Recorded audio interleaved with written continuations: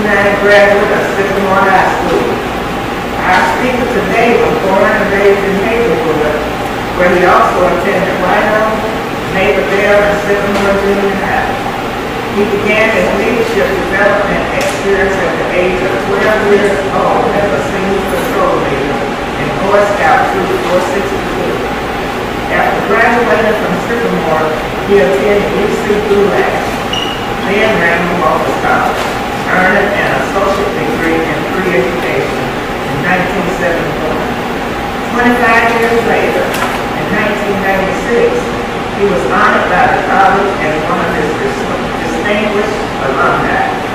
It was during that 25-year period that he earned a bachelor's, a master's, and in 1984 a doctorate degree in education from the University of Cincinnati, where he was hired as an instructor to teach developmental education courses between 1974 and 1979. The year he began teaching at Northern Kentucky University. During those years, he also served as Secretary of the Hazelwood Improvement Corporation, HIC, under the presidency of Mr. Ali Butler. As an associate professor of history at NKU during the mid-1980s, he was the only African American on the faculty in the College of Arts and Sciences. Because of this, he created the Black Studies program, which became the most successful strategy for hiring Black faculty in the college. His success at achieving faculty diversity, combined with excellent teaching, research, and service, led him to become NKU's Outstanding Professor of the Year in 1996. Today, he is the only person of color in the history of the university to receive this prestigious award. The next year, in 1997, in a community meeting in Hazelwood's First Baptist Church, he was nominated by Donald Noel to be president of the newly formed Hazelwood Community Association. He was subsequently elected, and for the past 17 years, he has served as the organization's president. Because of his belief that the next generation must be well educated and financially secure, he is a supporter of programs like this that motivates our youth to be achievers. Here now to speak us on the topic, Cultivating the Garden of Your Imagination, I present Dr. Mike Moore.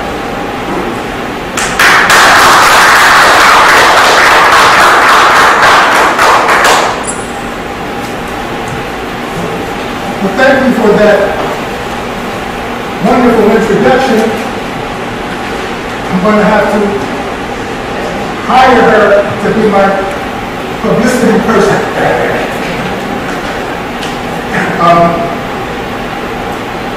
What we're going to talk about today, let me say that to the graduates, to the Hazelwood Community Association, and to the family and friends, thank you for coming out. And as former Councilman Curtis Bell said earlier, it's important to do it because it makes it right. And you might miss somebody, whether the people show up or not, it doesn't really matter. It's the spirit of it.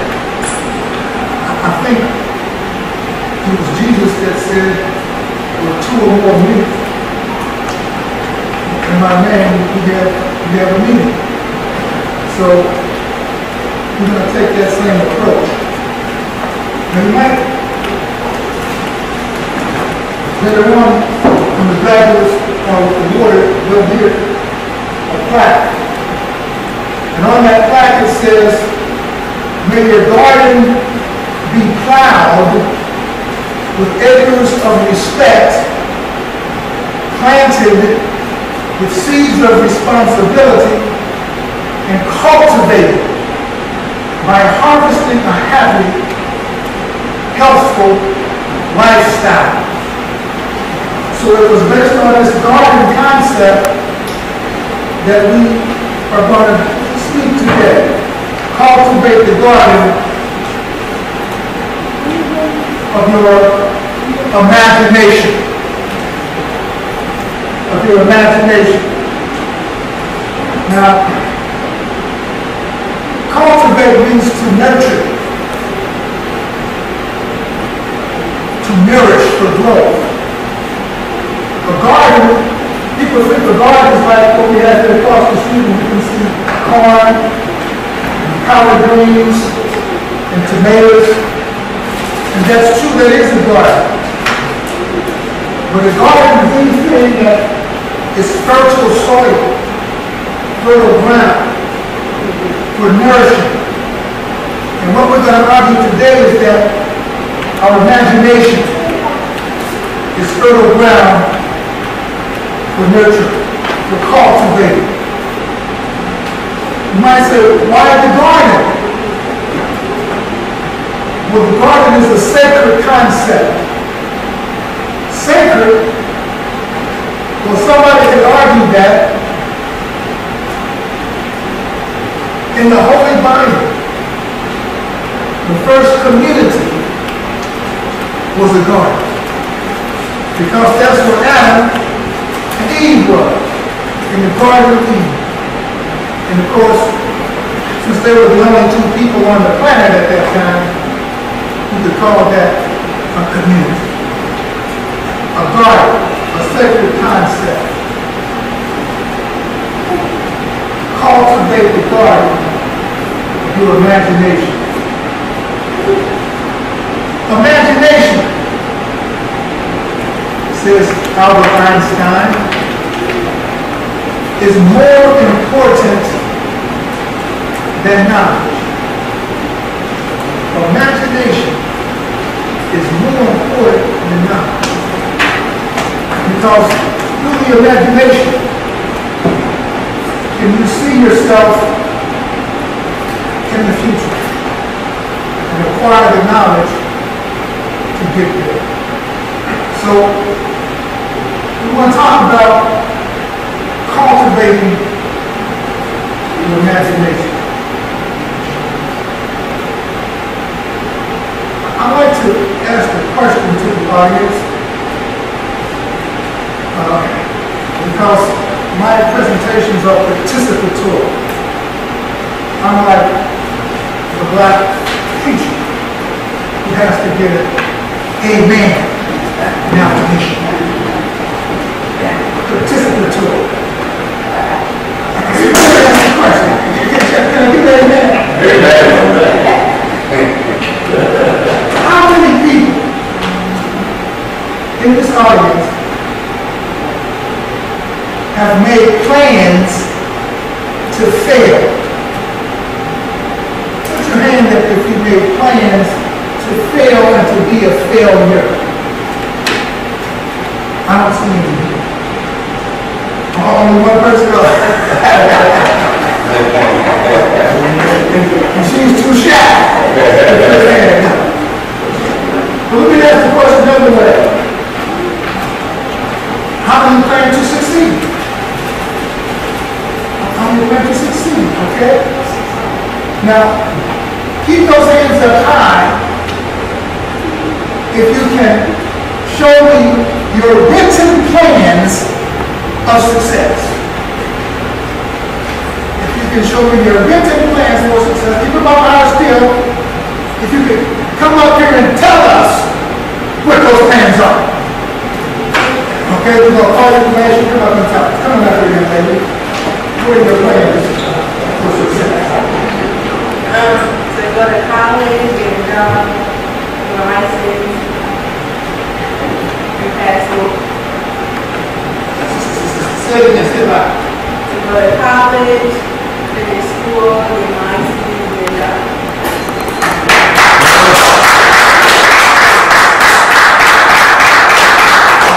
Is that all? Yes, ma'am. You may be seated.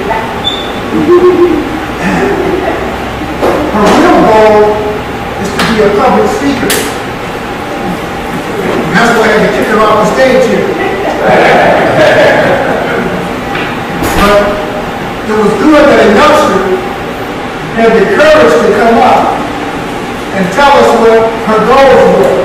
Because that means that she's thinking about goals, about achievement. And that's an important thing to do, because if you don't think about goals, if you don't think about achievement, then you might not be planning to fail, but you are failing to plan. And the outcome is the same. It's the same result. If you fail to plan, you have the same outcome as planning to fail. We have Baptists in the room. Come to the front, Baptists. We're talking to you. We're going to give you some money.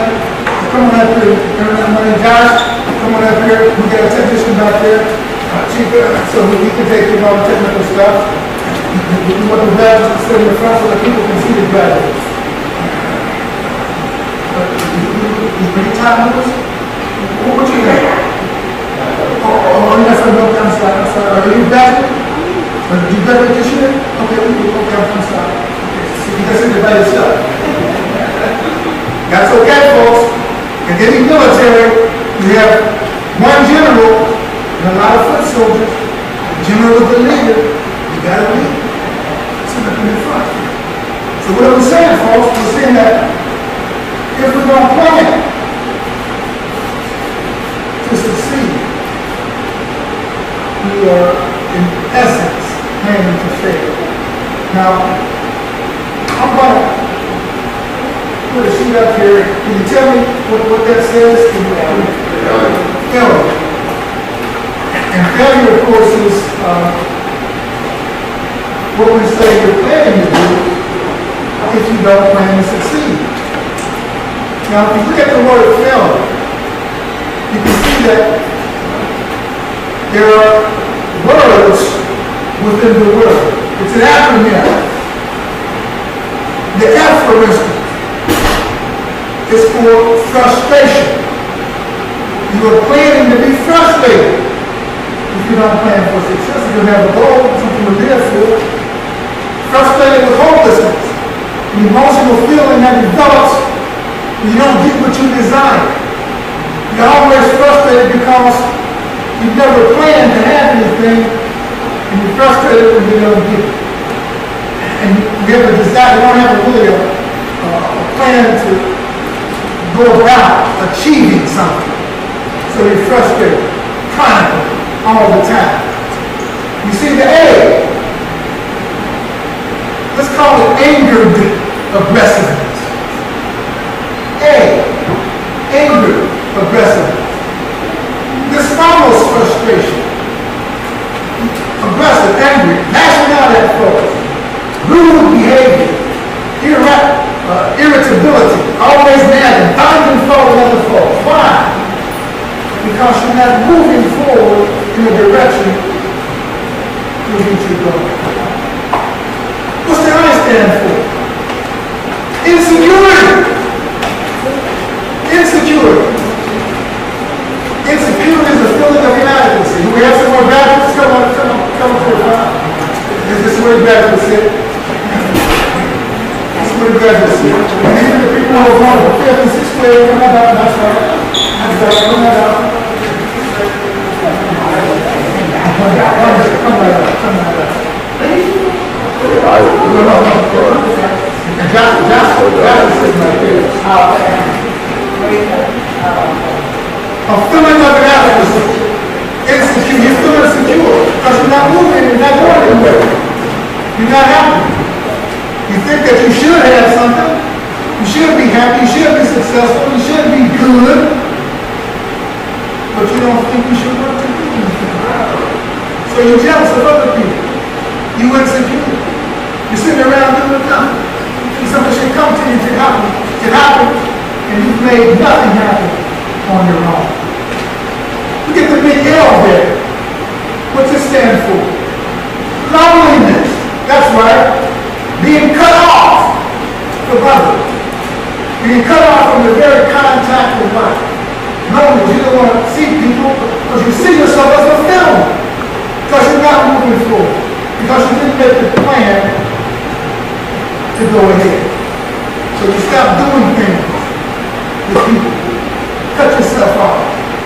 a lonely person. You, there's uncertainty. You're uncertain. You're impulsive. You're afraid to make mistakes. You're afraid to take responsibility. Because you might fail. So you're uncertain. You're scared to fail. So you don't move forward. Always somebody else's fault. Because you couldn't do what you were supposed to do. The lie! That's right. You're planning to be resentful. The large comes from resentment. What is resentful? What is resentment? Well, it's a person that makes excuses. An excuse seeker. It's one who blames others. One who resents others' success. One who, of course, is not happy because their way of living is resentful. The E clause stands for emptiness. The loss of the capacity to enjoy. You can't enjoy. Life is a terrible bore to you. Life is not worthwhile. Goals are not worthwhile because you can. You have planned emptiness until you by not planning for success. Now, on the other hand, folks, if you plant the seeds, if you cultivate the seeds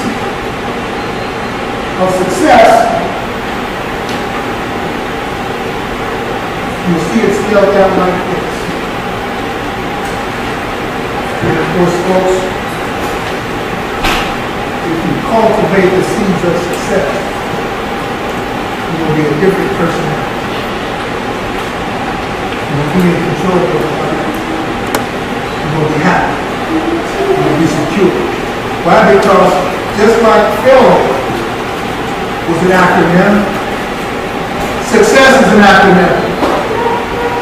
And the first S stands for sense of direction. Sense of direction. In other words, goal-oriented. In other words, you have established a goal that you're going to achieve. What is a goal? A goal is the instrument by which you measure your success. You cannot be successful now, ladies, unless you have a goal. The goal is the destiny. What are you trying to achieve? The goal is the magic that makes you happy. It is the pursuit of the goal that makes you successful. Forget the big U there, folks. What do you think this U stands for? That's right. Understanding. Understanding. Seek first to understand, then to be understood. Don't practice misunderstanding. What do we mean by that? Some people think everybody should be trying to understand them rather than that person trying to understand the environment. We had a young lady come up earlier and tell us that her goal was to what? Get a job. Well, folks, when you go to apply for a job, there are a lot of people applying for that same job. Now, if you walk in there looking for a job and you have on baggy pants and your pants are down behind your behind, and you have a hoodie on, and you have bling bling, and you go in with your head down, and there, what? And other people come in and they have a shirt and tie on, and their heads are up, and that way, you're more likely, not to say you will, but you're more likely to to get the job. Now, what are we saying? We're saying seek first to understand, then to be understood. If you understand the employer is looking for somebody with initiative, then you have to go in that room and show something. Once upon a time, there was an employer who knew that they wanted to hire people with initiative. So that employer strategically went to the trash can and put a piece of paper on the floor. And that employer would interview people, and they would come in and they would all talk about why they should be hired. But that employer was looking for a specific characteristic. Can I find somebody who recognizes when things are out of order and will put things in order?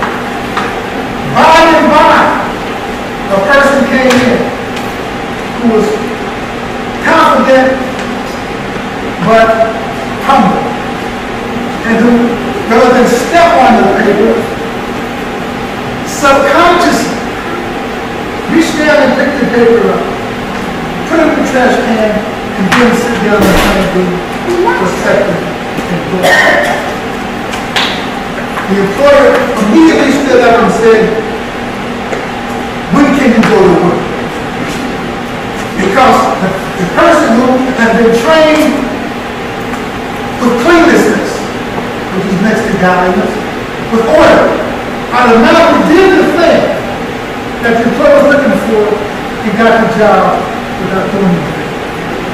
That person understood first what the employer was looking for, understood what that person represented.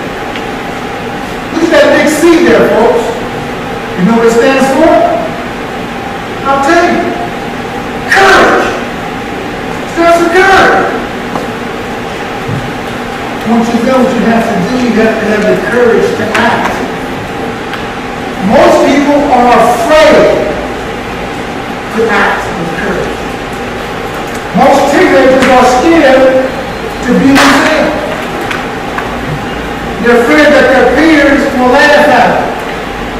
They're afraid that if you're black, they're afraid that the other black people say, you're trying to be white because you're trying to go to school for the college. You're trying to read.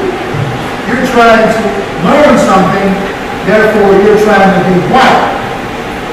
We want you to be like us. Be black and be stupid. Don't learn nothing. Put your parents down. Let's get your booty going. Call your folks out on funny names. No. Oh. Do all that kind of stuff. You are afraid to be successful. You don't have the courage to stand up and be righteous. So, courage. The courage to succeed. The courage to lead. Most people are scared to lead. Most folks want to follow. I want to follow what somebody else is doing. I'm afraid to be a leader. I'm afraid to be a leader now, man. So what do? Follow everybody else. What does the other C stand for, folks? Charity. When I say 1, 2, 3, everybody say charity. 1, 2, 3. Charity. What does charity mean? Well, folks, in the Holy Bible, a young man tried to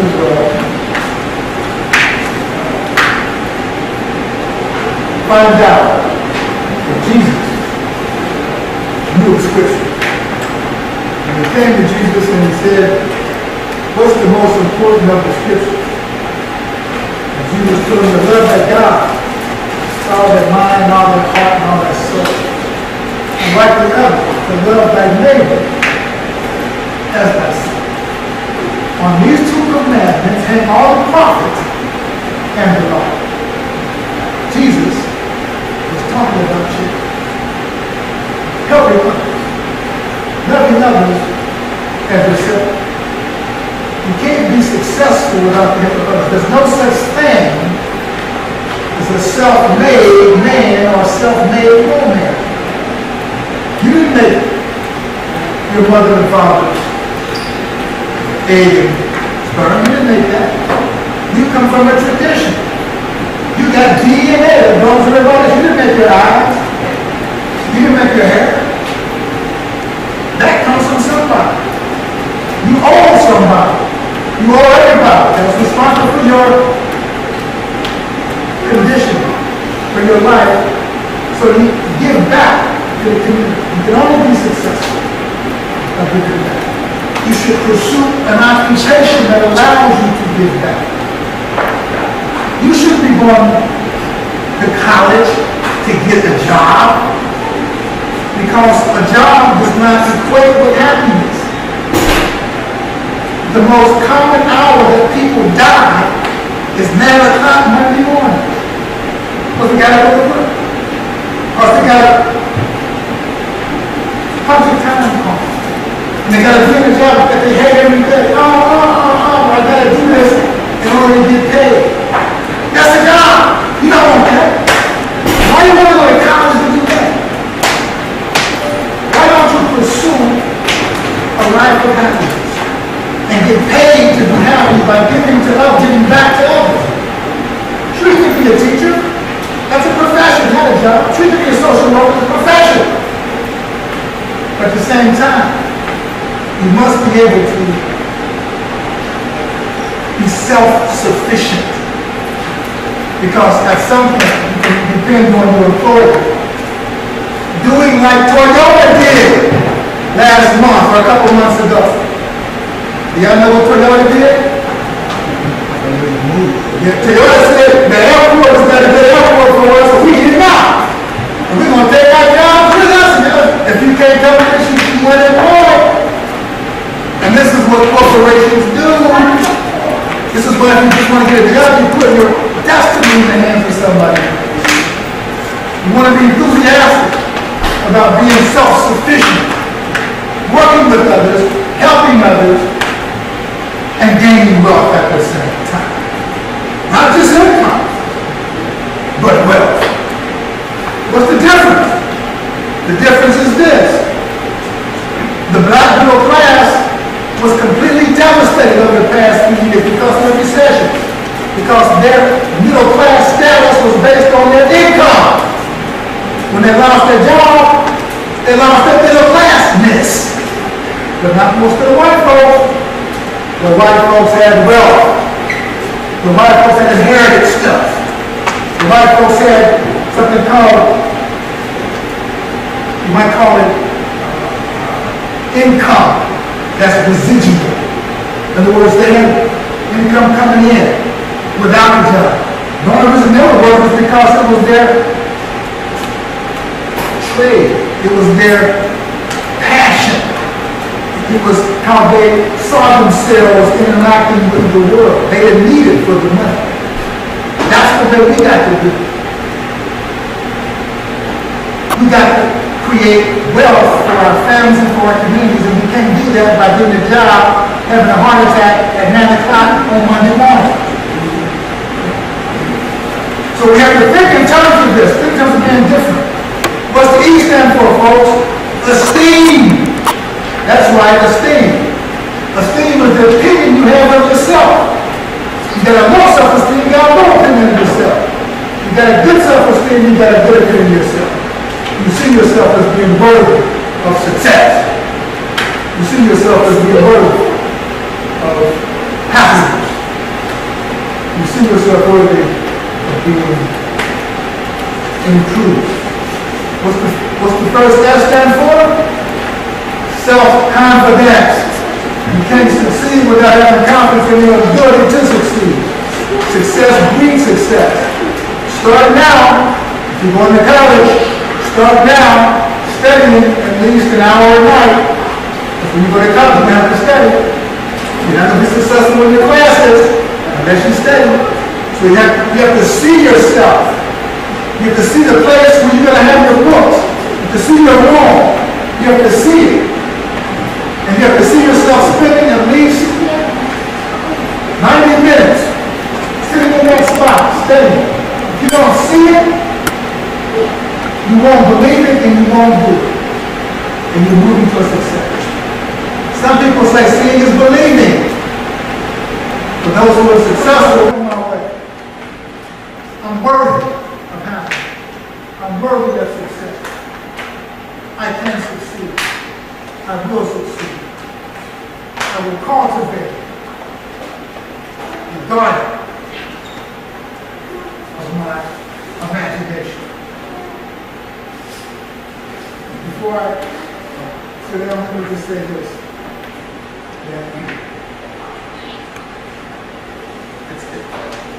There was once a situation where just like this, and the people graduated, and it was two young men who were very intelligent and very arrogant, and they believed that they were smart.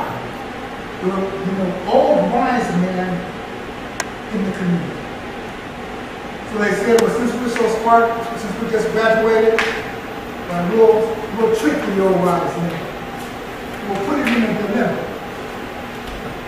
We'll go catch us a bird, and we'll put it behind our back, and we'll approach the old wise man, and we'll ask him, what do we have behind our back? And if he says, well, we have, we do want to know, of course, and then if he does guess, we'll ask him, is it dead or alive? And if he says it's dead, well, we'll open our hands and let it fly freely away. And if he says it's alive, well, we'll crush it right there in our hands and drop it to the ground. A dead mass of skin and feathers. So we have the old man. By and by, they walked up on him. And they said, old man, what do we have? And when they looked at him, he said, you have a bird. And he said, okay, old man, tell us. Is the bird dead or alive? And the old man looked at them squarely in the eye and told them, it is now in your hands. The future is with you.